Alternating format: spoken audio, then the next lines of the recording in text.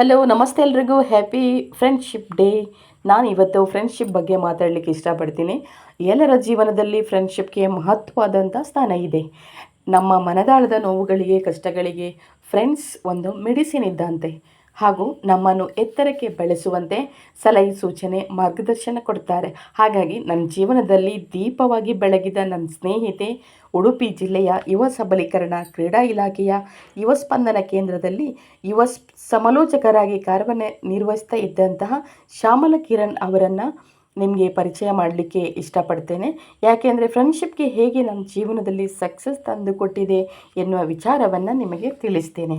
Okay, ನನಗೆ ಶ್ಯಾಮಲ ಅವರು ಒಂದು ಬ್ಯೂಟಿಫುಲ್ ಅಪಾರ್ಚುನಿಟಿ ಕೊಡ್ತಾರೆ 2025ರಲ್ಲಿ.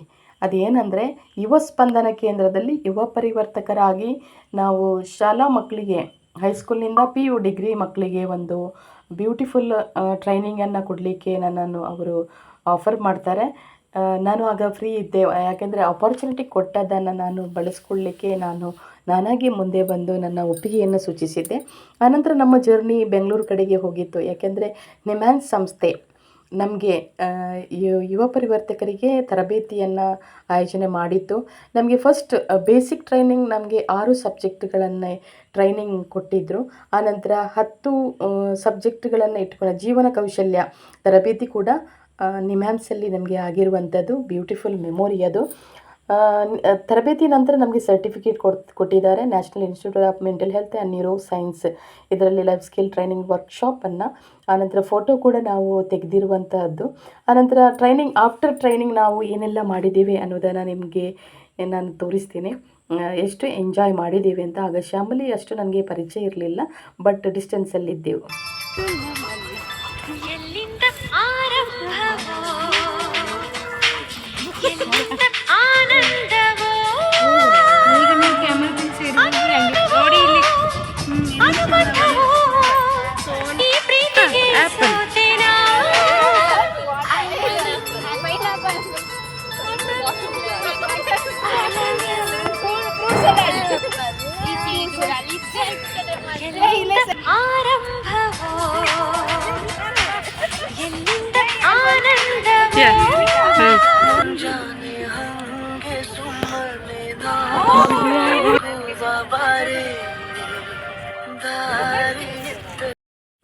ಆಫ್ಟರ್ ಟ್ರೈನಿಂಗ್ ನಾನು ಮತ್ತು ಶ್ಯಾಮಲಿ ಅವರು ಹೈಸ್ಕೂಲ್, ಕಾಲೇಜ್, ಡಿಗ್ರಿ, PUC ಸ್ಟೂಡೆಂಟ್ಸ್ಗಳಿಗೆ 6 ಸಬ್ಜೆಕ್ಟ್ಗಳನ್ನು ಟ್ರೈನಿಂಗ್ ಕೊಡಲಿಕ್ಕೆ ನಾವು ತಯಾರಾದೆವು. ಆನಂತರ ಕಾರ್ಕಳದಲ್ಲಿ BRC ಕೇಂದ್ರದಲ್ಲಿ ಶಿಕ್ಷಕರಿಗೆ, ಮುಖ್ಯ ಶಿಕ್ಷಕರು ಮತ್ತು ಸಹ ಶಿಕ್ಷಕರಿಗೆ ನಾನು ಮತ್ತು ಶ್ಯಾಮಲಿ ಅವರು ಒಂದು ಲೈಫ್ ಸ್ಕಿಲ್ ಟ್ರೈನಿಂಗನ್ನು ಕೊಟ್ಟಿದ್ದೆವು. ಇದು ಮೆಮೊರಿಗೋಸ್ಕರ. ಆಫ್ಟರ್ ಟ್ರೈನಿಂಗ್ ನಮ್ಮ ಇಬ್ಬರ ಮಧ್ಯೆ ನಮಗೆ ತುಂಬ ಫ್ರೆಂಡ್ಶಿಪ್ ಬಾಂಡಿಂಗ್ ಗಟ್ಟಿ ಆಗ್ತಾ ಹೋಗಿತ್ತು. ಯಾಕೆಂದರೆ ನನಗೆ ತುಂಬ ಶ್ಯಾಮಲಿ ಇಷ್ಟ ಆಗ್ತಾಯಿದ್ರು. ಅವರ ಸ್ವಭಾವಗಳು, ಅವರು ಕೋಪ ಮಾಡ್ಕೊಳ್ತಾ ಇರಲಿಲ್ಲ, ಮತ್ತು ನಾನು ಏನು ಹೇಳಿದರೂ ಕೂಡ ಅರ್ಥ ಮಾಡ್ಕೊಳ್ತಾ ಇದ್ದರು. ನನ್ನಲ್ಲಿ ಒಂದಷ್ಟು ಬದಲಾವಣೆಗಳನ್ನು ತರಲಿಕ್ಕೆ ಅವರು ಪ್ರಯತ್ನ ಪಡ್ತಾ ಇದ್ದಂಥ ಸಂದರ್ಭದಲ್ಲಿ ನನಗೆ ಅವರು ತುಂಬ ಇಷ್ಟ ಆಗ್ತಾ ಹೋದರು. ಹಾಗಿರುವಾಗ ಈ ಒಂದು ನನ್ನ ಪ್ರೀತಿಯನ್ನು ಅವರಿಗೆ ಒಂದು ಫ್ರೆಂಡ್ಶಿಪ್ಪಲ್ಲಿ ಅದನ್ನು ಬೆಳೆಸ್ತಾ ಹೋದೆ. ಅವ್ರ ಜೊತೆ ಇರಲಿಕ್ಕೆ ತುಂಬ ಇಷ್ಟಪಡ್ತಾ ಇದ್ದೆ. ನಾವು ಫ್ರೀ ಇದ್ದಾಗ ಬೀಚೆಲ್ಲ ಹೋಗ್ತಿದ್ದೆವು, ಆನಂತರ ಶಾಪಿಂಗಿಗೆ ಹೋಗ್ತಾ ಇದ್ದೆವು, ಐಸ್ ಕ್ರೀಮ್ ತಿಂತಾ ಇದ್ದೆವು. ಆನಂತರ ಇಲ್ಲಿ ನಾವು ಒಂದು ಸ್ವಿಮ್ಮಿಂಗ್ ಇದಕ್ಕೆ ಹೋಗಿದ್ದೆವು. ಈ ಥರದಲ್ಲಿ ನಮಗೆ ಏನು ಫ್ರೀ ಸಿಗುತ್ತೆ, ಟೈಮ್ ಸಿಗುತ್ತೆ ಅಂಥ ಸಂದರ್ಭದಲ್ಲಿ ನಾನು ಮತ್ತು ಶ್ಯಾಮಲಿ ತುಂಬ ಎಂಟರ್ಟೈನ್ ಮಾಡಿದ್ದೆವು. ಯಾಕೆಂದರೆ ಪ್ರತಿ ಕ್ಷಣಗಳನ್ನು ಎಂಜಾಯ್ ಮಾಡಿದಂಥ ಒಂದು ಸವಿನೆನಪುಗಳನ್ನು ನನಗೆ ಮತ್ತೆ ಹೇಳ್ತಾ ಇದೆ. ಯಾಕಂದರೆ ಅಷ್ಟು ನಾವು ಫ್ರೆಂಡ್ಶಿಪ್ಪಲ್ಲಿ ಡೀಪಾಗಿ ಇರ್ತಿದ್ದೆವು. ಅಫಿಷಿಯಲಾಗಿ ನಾನು ತುಂಬ ಅವರನ್ನು ರೆಸ್ಪೆಕ್ಟ್ ಕೊಡ್ತಾ ಇದ್ದೆ.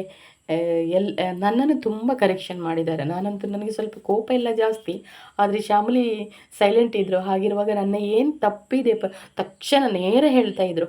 ಹಾಗಂತ ನಾನು ಕೋಪಿಸ್ಕೊಳ್ತಾ ಇರಲಿಲ್ಲ. ಯಾಕೆಂದರೆ ನನಗೋಸ್ಕರ, ನನ್ನ ಬದಲಾವಣೆಗೋಸ್ಕರ ನನ್ನನ್ನು ತಿದ್ದುವಂತಹ ಒಂದು ಮಹಾತಾಯಿ ಅವರು. ನನ್ನ ಜೀವನದಲ್ಲಿ ಒಂದಷ್ಟು ಡಿಸಿಪ್ಲಿನ್ಗಳನ್ನು ತಂದವರು.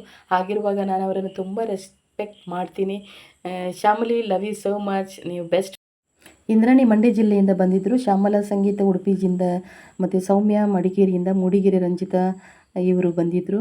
ಗಾಯತ್ರಿ ಮಡಿಕೇರಿಯಿಂದ ಬಂದಿದ್ದರು.